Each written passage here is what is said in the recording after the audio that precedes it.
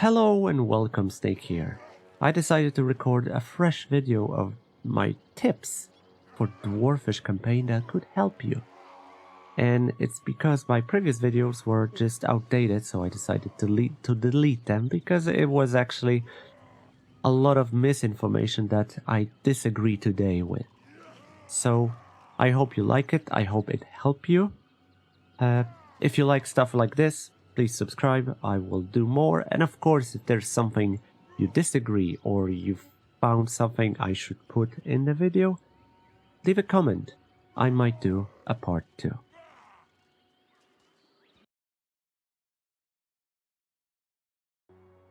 If you want to have successful campaign with dwarves, I highly recommend recruiting and saving crapload of lords with Grogny trait.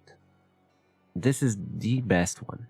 The research rate, it doesn't work anymore like it used to, where you recruit lord, you use him, and then you disband him. The research rate worked before. Now it doesn't work anymore, but you can have multiple times use the construction cost for all buildings. So let's look for, Grond. It cost 6,500 to build up, right? I get myself a Grogny, it cost 5 grand. Of course, you can it multiplies, so you can stack the debuff. The best thing, of course, is to have a lord with level 2 upwards, because when you want to disband it, you just reset skills, and in 3 turns he's back. In 5 turns, if you disband level 1, because you cannot reset skills. And construction, there is a lord, if you have more points, then they have mason, so if you want to build up main province settlement, it will down cost the payment for it. So absolutely amazing. Save as many as possible. And if you're a newcomer to this and you're like, oh, I want to start campaign, often my guidelines revolve around having a Grogny in a pool. It's like, look for a Grogny if you can recruit it, like here, I can recruit a fresh one. Start new campaign, look for the Grogny. If a Grogny is there, recruit it, save it, and start new campaign. Now, the most important thing. When you import character, when you load a character from saved ones, it doesn't work immediately. Why? I don't know. It's some kind of delay. It doesn't work until you load back campaign map. So you either need to go to battle, like battlefield, or end turn save and then load it back, unless you're not playing Iron Man mode. Load back in order to this work. It's not really confusing, but it's messed up. So I have a province here. I load character. Grogny trait won't work until I come back to campaign map. It's only with load characters. And also sometimes when you recruit like Grogny, it doesn't work immediately. Like switch to different province and go back for a moment, because sometimes it doesn't work immediately. There is some weird, magic happens that trait doesn't work immediately. But yeah, province that your lord is currently need a time for some reason to get updated that, hey, Grogny is here, let's reduce cost. It will save you tons of money and definitely make your life easier. Because you're just gonna have you're gonna save a lot of money on crap like settlements, right? And when you have multiple things to upgrade, Grogny all the way. You're not gonna regret it, and more Grognys you have, the better campaign you will, have in the end. Because let's face it, cost reduction is amazing. A research rate is something I miss the most, but there are other ways that you can increase research rate, so it's fine.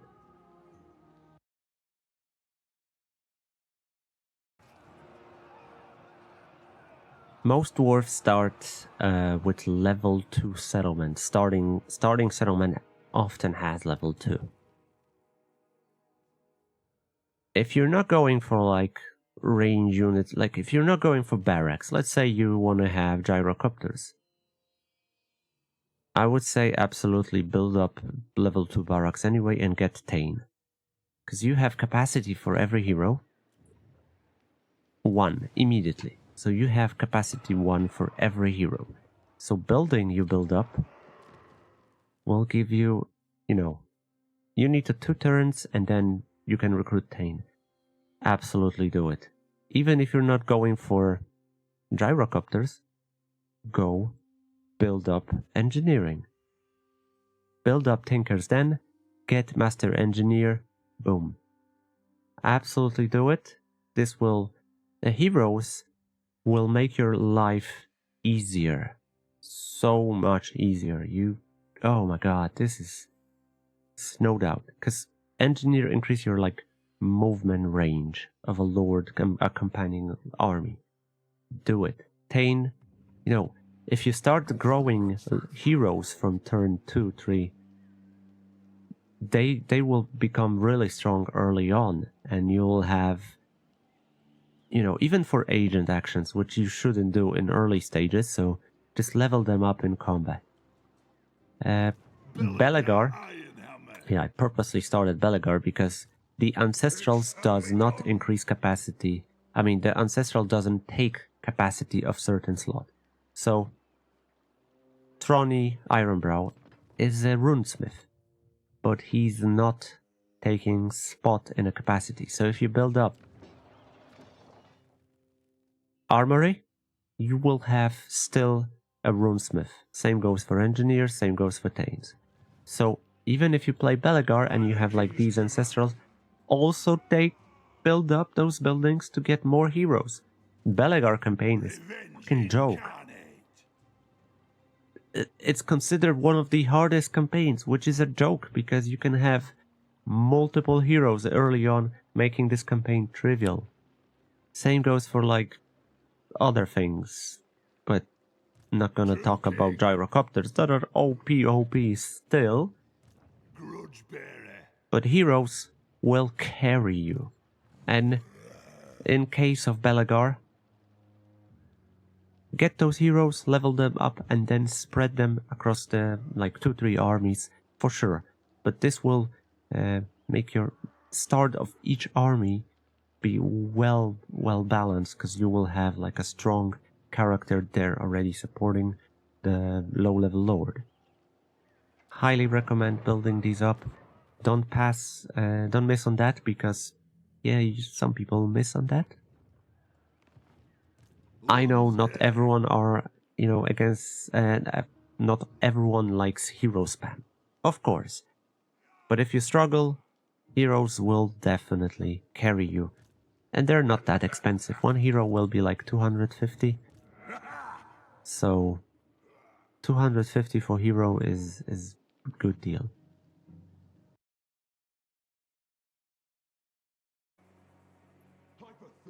Dwarfs grow slowly.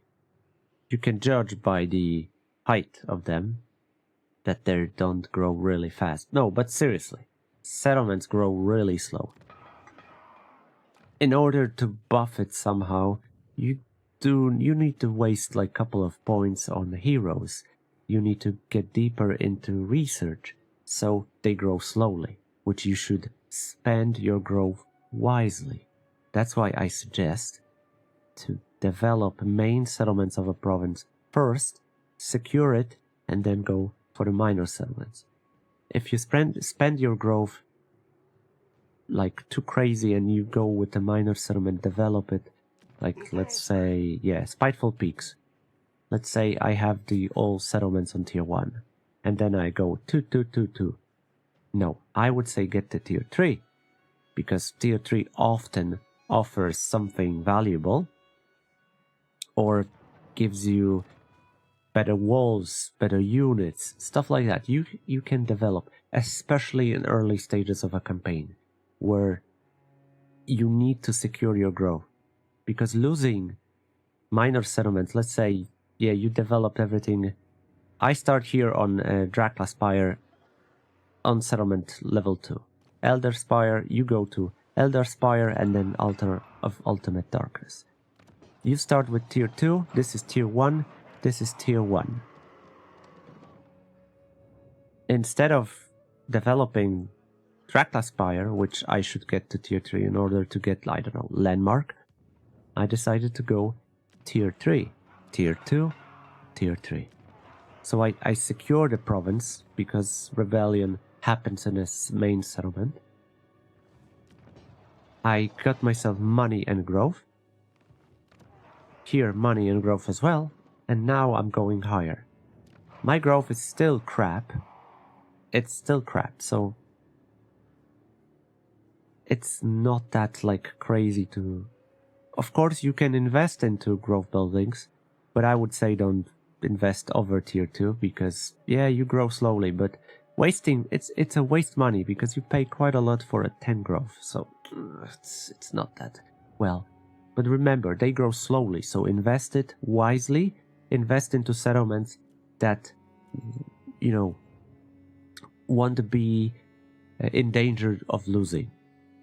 So secure your provinces, defend them well, and you should have a successful campaign.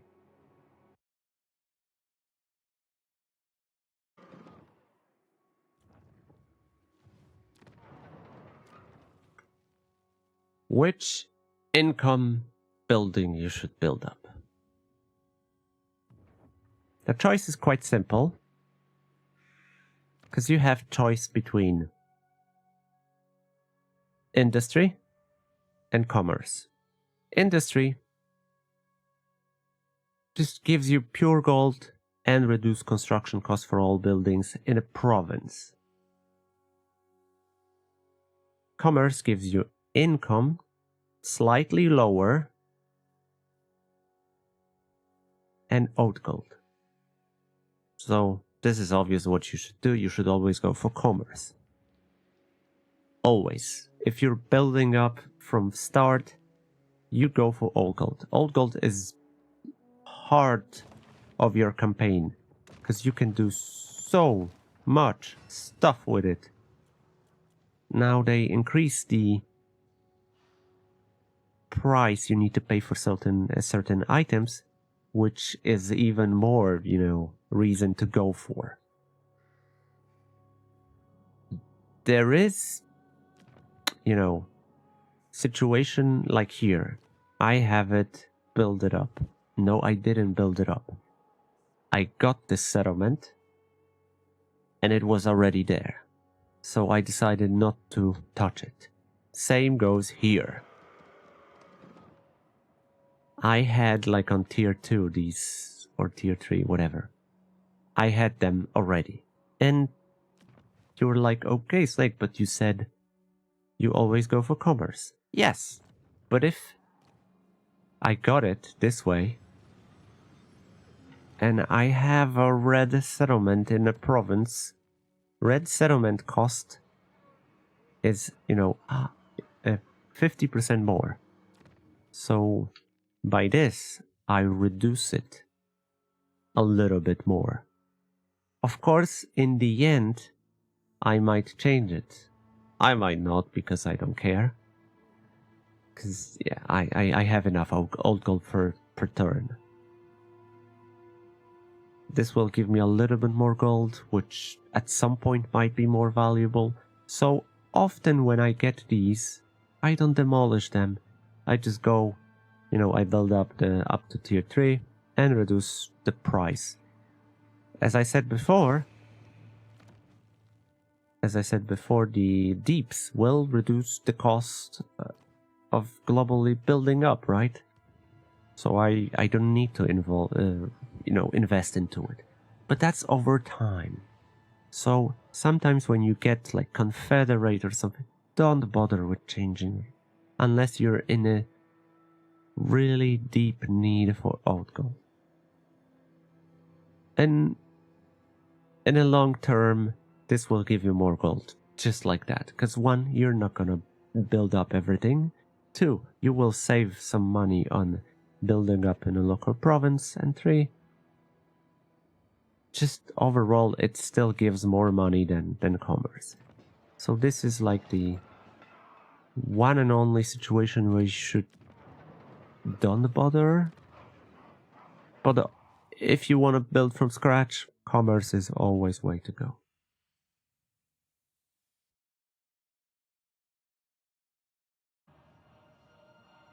I often suggest that for everyone, but this is particular if you're playing the dwarf like Grumbrindle and you want to meet the good friends like Rakeland and everyone to trade. So what do? You pop up the quest, you teleport, you don't start it, you cancel it, and suddenly you discover a portion of a map which leads you to having, look, a friends nearby. Yeah, Rakeland out of nowhere. Of course, they don't know you and yada yada yada, but hey, you can start this wonderful friendship by just discovering them with a quest battle. Highly recommend doing it. It's you know, another way to discover a portion of a map somewhere in the world, so you can find allies and start trading. Because you know, dwarves, maybe they don't rely on trading, but definitely benefit from it thanks to the deeps. So yeah, think that, remember, and use it.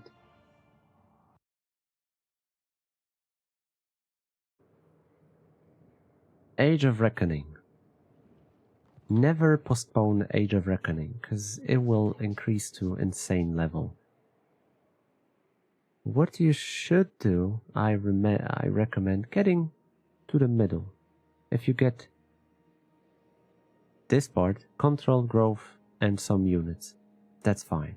Of course, if you have opportunity to get the best one right, but don't be like scared that, oh, I'm not gonna make it. Yeah. If you get Scurf, all you get, the punishment is the upkeep for grudge seller units. If you don't make it, then you're screwed because you screw yourself over. But if you get the middle one, you're in perfect shape. Once you get the major settlements like Skaven Blight or Karakte Peaks, you're able in Deeps to turn off Age of Reckoning. And if you don't like chasing this one, absolutely do it. Build in Deeps building that turns off. But if you like those units and you like to, you know, some kind of chase all the time, then keep it. But eventually you might just reach absurd level to fulfill. Depends how deep you're gonna go into fighting everyone at some point. So it's safer to turn it off. I recommend turning off. Eventually I always turn it off, because the grudge settler units are awesome. They're awesome. They're all awesome. But I don't need them. Most of the time. Gyrocopters, Iron Drakes, Longbeards, and Quarrelers. These are like top 4. I mean, Grudge Tower are also fine.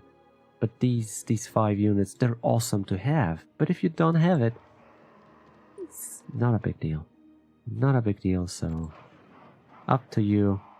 But eventually, I recommend turning it off.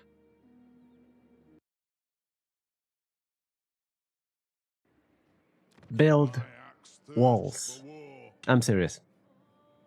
Build walls, because, let's face it, Garrison for dwarves, you're gonna have revolts. No matter. Or if you're not gonna have revolts, people gonna attack you. No matter which dwarf you pick up, you're gonna end up surrounded by people that hate you. Like, if you start as Ungrim and Kadrin, and you go here to, you know, deal with Azak, you might get attacked by, you know, vampires. Build walls. If you get Karazak Karak and you do stuff, build walls. If you get Black Crag, you might get attacked by Clan Moors, by Greenskins, by anyone. Build walls. Basically, it will make your life so much easier if you build the walls. And you might disagree, of course you might disagree, but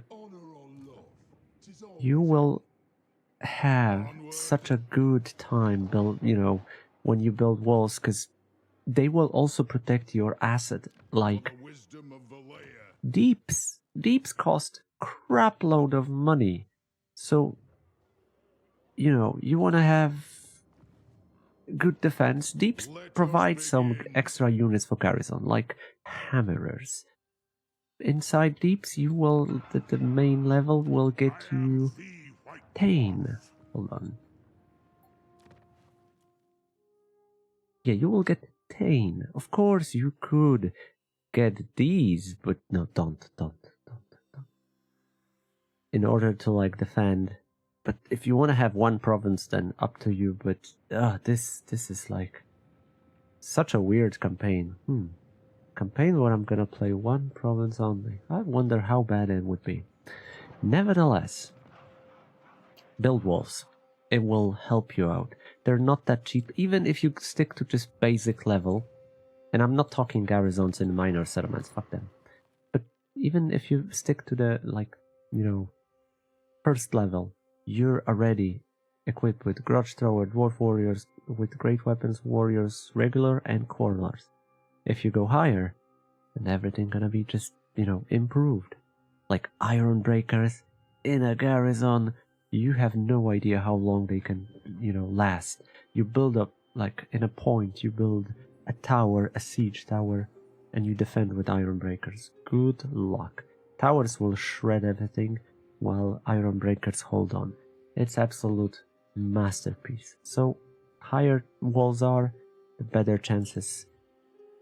But, to be honest, the best result, what you get from walls, is high chance of auto-resolving. Dwarves are great in auto-resolving, so with garrison, better garrison and better walls, you increase chance on auto-resolving every freaking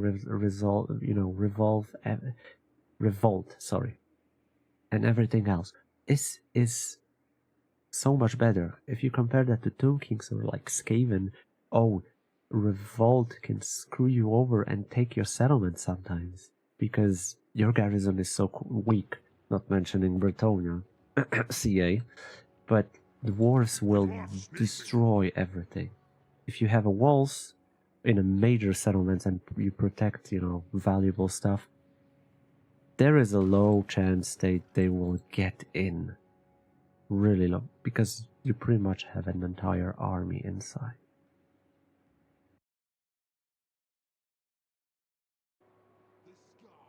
If you can't hold settlements, sell it. Sell them immediately. Preferably to factions that you might add to other dwarfs that you can confederate, but to others. Like I did this campaign when I started. I got the Skarsnik, but the Clan Rictus was coming. I had the orcs attacking me, so I was like, yeah, I'm gonna sell it to Ungrim. Don't get attached to your settlements. That's it.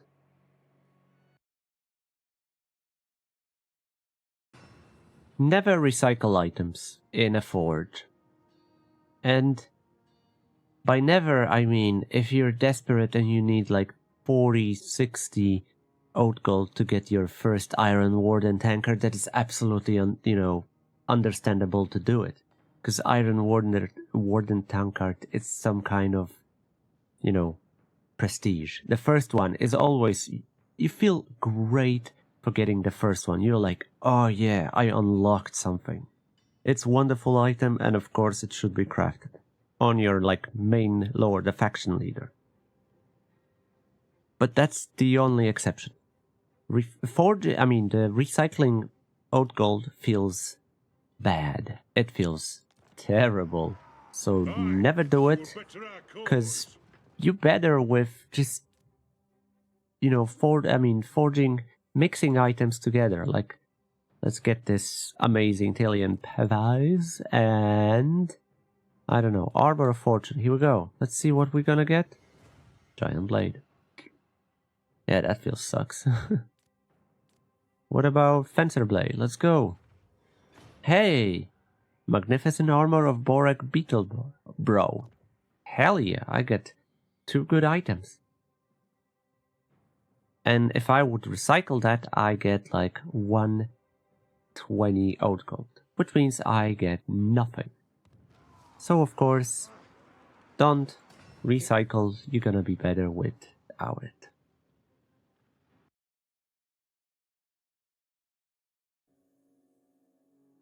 I made a video about deeps which should build buildings you should pick up, and I'm just gonna repeat myself here really short, but these 2 are amazing for trading.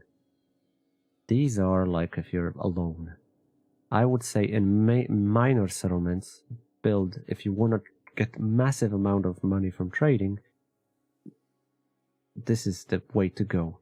However, these 2, like here and here, will reduce upkeep of your every freaking faction, your army, and reduce construction costs for all buildings faction-wide. This can lead you to a moment where you're gonna have buildings for almost free and army costing no money. This, meanwhile, will increase your money income, research rate, and grow. It's just insane, okay? These 2 are insane. So in major settlement, I'm building these 2, sometimes this one, because it's just control plus money. These, if you have shitloads of occult, yeah, go ahead, but you will regret it. And then, in a major settlement, you can get this one, improve the rarity of items gained from a battle. Faction-wide. So these one should be like the final one, because they're giving you the least value. While others, yeah. So here, I'm building this one, because I want to have it. This, to increase, tradable resources. And I'm gonna build this one. I built Underkeep trade routes because I border Ungrim. And I'm planning not to confederate him for some time, so I get, extra research, diplomatic relation, income from tariffs, 30%. So that's insane.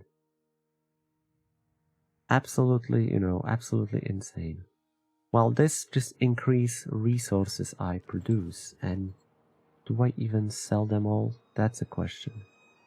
I do. So yeah. I do, so I'm making 4,000. That's not a lot. It's turned to 34 and I have only these settlements here. So, and a lot of them are not developed yet. So there is plenty of time for me to develop. And this will, just be better and better. Deeps are insane. Highly recommend investing into one in your main settlement once you have like tier 3. Because you can then improve deeps. You have some kind of, old cult generation. And of course, if you have a slot and walls, but I talked about it already. So this will start just improving you overall. But don't rush it, because it's not worth to get like super early, deeps, unless you're trying to go like this. Something like, or I can't get it why it's flipping.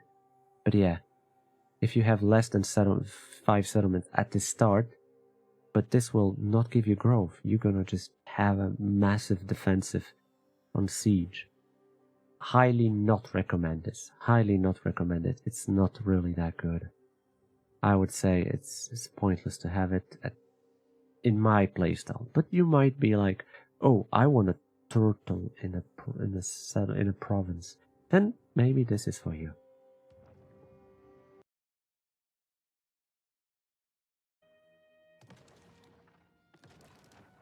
Legendary grudges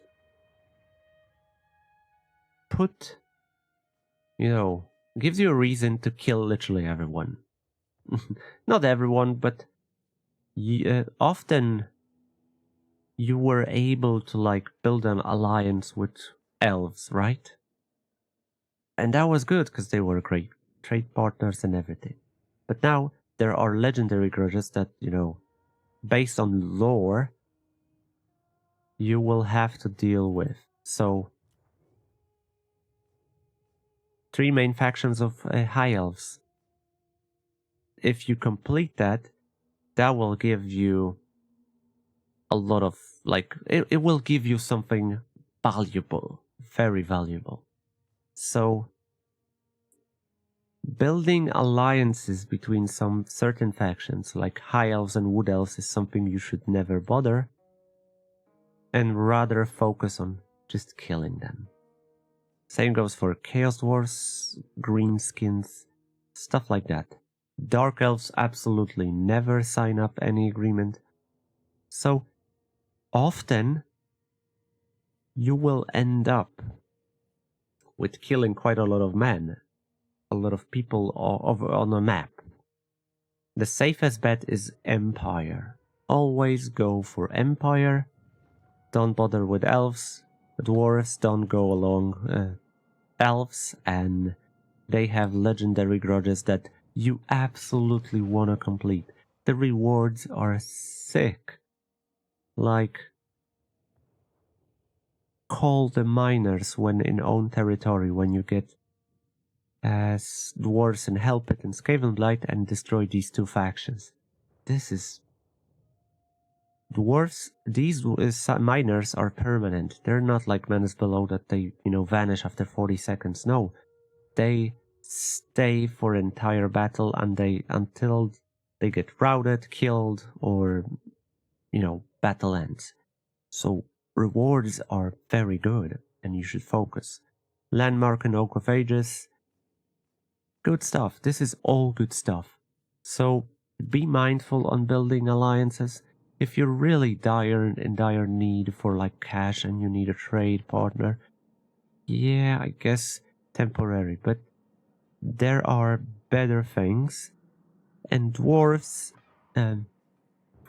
are really good at making money by themselves, but if you want to trade Empire, absolutely go for it. There are other factions that you can rely on. Even ogres now are good trade partner, which is weird, but it is. Kislev. Sisters of Twilight are okay partner, because you don't have to kill them. So there are factions that you can, save bet, but a lot of elves, I would say, don't bother, because you might want to kill them. Just like that.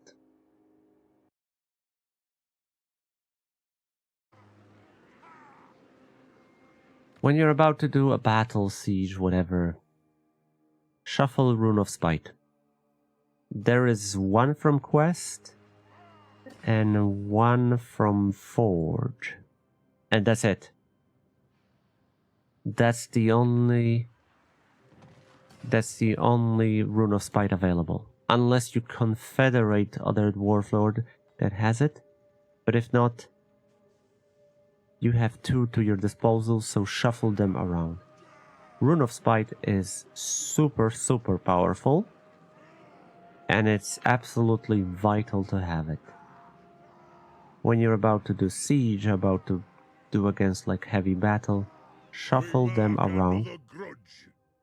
But if you're uncertain of a situation, like let's say I have level 13 Lord, and if I'm going against multiple enemies I might lose the Lord, don't risk it. Because if you lose Rune of Spite, it's gone. Seriously, if you're non-legendary character that owned it have it, it will disappear. So put it on legendary lords often, but if you go against like siege, that come on, you can't lose sieges in this game. So if you go against siege, then put it absolutely on it. But make sure you shuffle it amongst all your characters, because it's so powerful. And the other rune, which I also very like, is Rune of Flight. Master Rune of Flight gives you magic missile that you can cast a million times per battles if you have a time. It's great for sieges because you can cast it. It has a cooldown, quite a long, but doesn't matter. It does a lot of damage. Very good rune. But also you have to your disposal one, so shuffle it around. It will make your life super easy. It's worth it.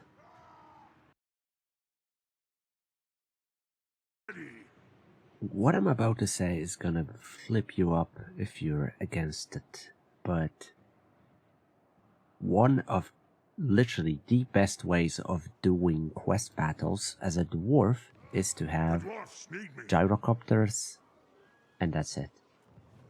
All quest battles are not designed to be done with flying units. So when you bring only flying units and you hide Grumbrindle and let's say Engineer, you're gonna just destroy these quest battles with ease. There won't be literally any problems. Like, ooh, Cloak of Valea. Ooh, what's that? Yeah, there will be some flying dragons or something. Whatever, you're gonna just destroy it easily. So, even if you don't plan to have like a gyrocopter army, I highly recommend having at least one and switch it with your main lord, with your, whichever you pick. Gyrocopter is gonna destroy every quest battle. There are access to literally all quest dons without sweat. This is insanely broken, but effective. Keep that in mind.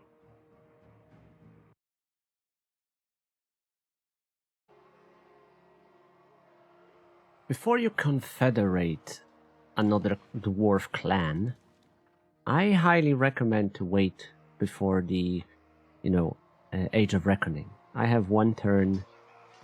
Unfortunately, I didn't make it. There was like 26k, yeah. And I could like try confederate and maybe within the turn do something, but I doubt it. And while I get one of these guys, it will give me much more territory and more enemies, which will most likely increase the size of a grudge I need to, achieve for next Age of Reckoning. So, I think, and I'm not 100% sure, but I highly suggest to wait with Confederation, unless it's just the start of Age of Reckoning, then obviously. But if you're like 4 or less turns to finish, wait with Confederation. It might be actually useful for you to confederate them later, and then you'll continue with life. But, it shouldn't increase size of a grudge you need to complete next turn. And that's it from me today. I hope it was useful. I hope it helped you a lot.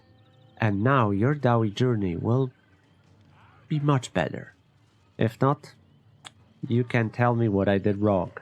In the meantime, have a great day. Thank you for watching. Subscribe for more and take care and bye bye.